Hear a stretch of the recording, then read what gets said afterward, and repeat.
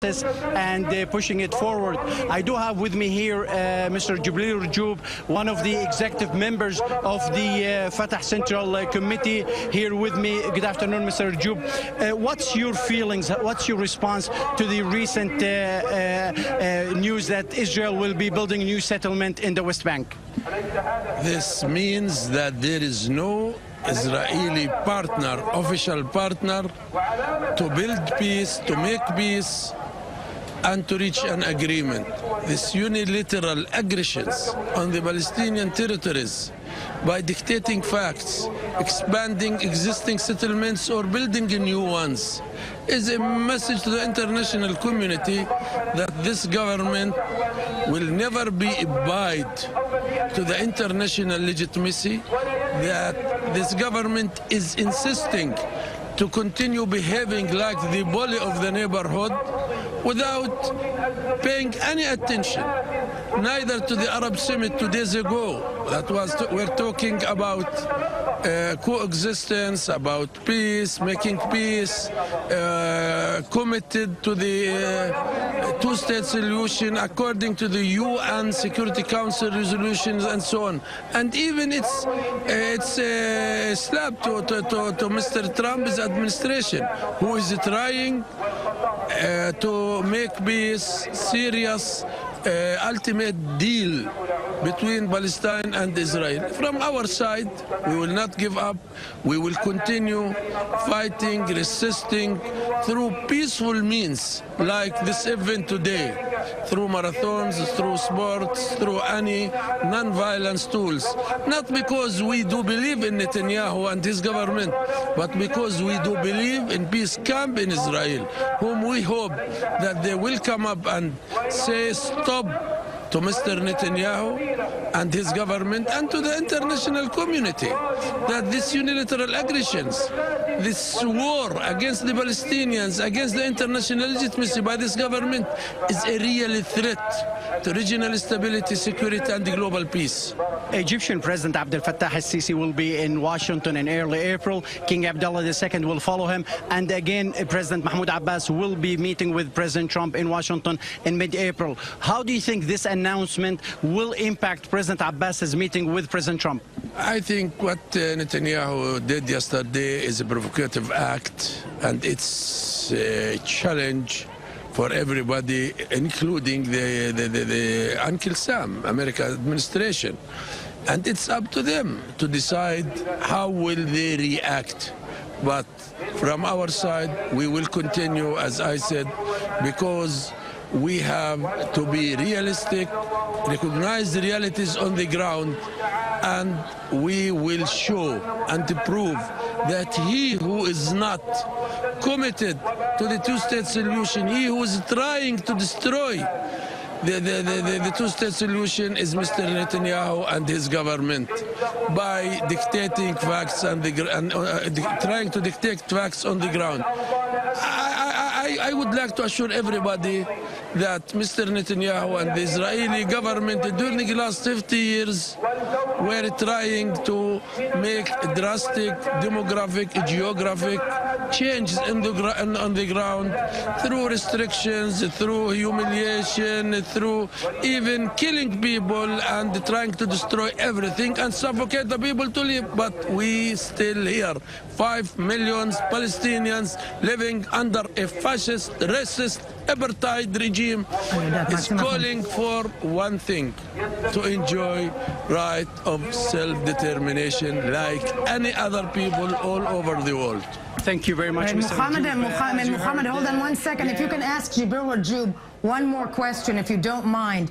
How are they planning to continue their plight? No, not at all. In fact, if I have time, I do have another question. Yes, how are they planning on continuing their plight, and will they attend a summit in Jordan if that one comes about, given the current situation? Absolutely. Mr. Rajoub, we have a question from the studio, but also my other question. How would the Palestinians continue their going forward after the announcement, and are they waiting for a response from the U.S. administration? But also, is there any pressure on Mr. Abbas given by the U.S. envoy, Mr. Greenblatt? We've heard that there is tremendous pressure on Mr. Abbas to be more flexible about the settlement issue. We are realistic, we are flexible, but no compromise on two issues. The first issue, a comprehensive withdrawal from all occupied territories in '67. Israel recognized internationally within the '67 borders. The other issue, to settle the issue of the refugees according to Security Council and Arab Initiative. I think we did make painful concessions when we agreed to territorial compromise and to accept a Palestinian independent sovereign state on 22% of Palestine. Second, when we agreed to find a solution for the refugees through an agreement. Are you happy with what happened, the outcome of the Arab summit? Do you think that the Arabs now are behind the Palestinian Authority 100%?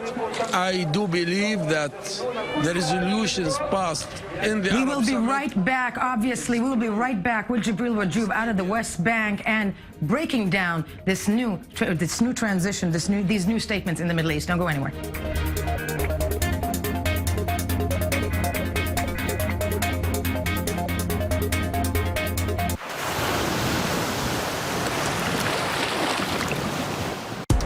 Unflinching, opinionated. Weeknights, David Schuster and Michelle McCory bring you analysis, interviews, and opinions that connect us to the Middle East and the world. Watch Crossroads, weeknights beginning at 6 p.m., only on I-24 News.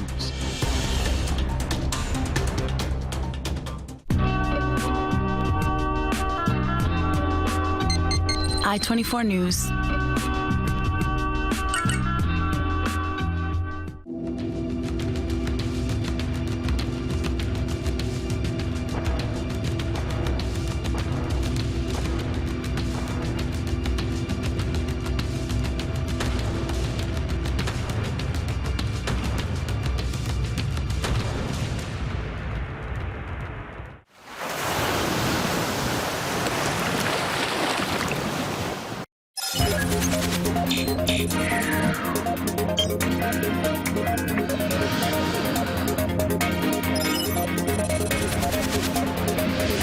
Welcome back, I-24 News Daily Dose. On this Friday, March 31st, 2017, we're live in the West Bank with one of the high-ranking officials of the Palestinian Authority in reaction to Israel announcing after decades it's constructing a new settlement at the announcement that came out yesterday, and of course that it will try to hold off on expanding existing ones. Mohammed Al-Qassim, I-24 News senior Middle East correspondent out in Bethlehem with Jibril Rajoub. Mohammed, take it away.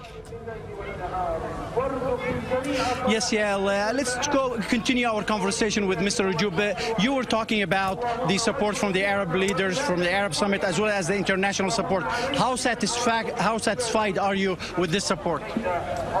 I think 100% the Palestinian cause remained in spite of what's going on in the region. Palestine remained priority, and all the Arab united behind our national aspirations. I think we are very, very satisfied, even in the atmosphere and the resolutions passed. What about this talk by President Trump as well as Israeli Prime Minister Netanyahu of a comprehensive peace deal in the region? Maybe that Israel should establish relationships with other Arab countries vis-a-vis Saudi Arabia and others before they reach an agreement with the Palestinians. I think the Arabs put it clear to everybody that the road to normalization and to comprehensive peace with the Arab world will come and should come through the capital of an independent Palestinian sovereign state with East Jerusalem as its capital. this was approved by the Arabs in last summit and in the summit before in Mauritania.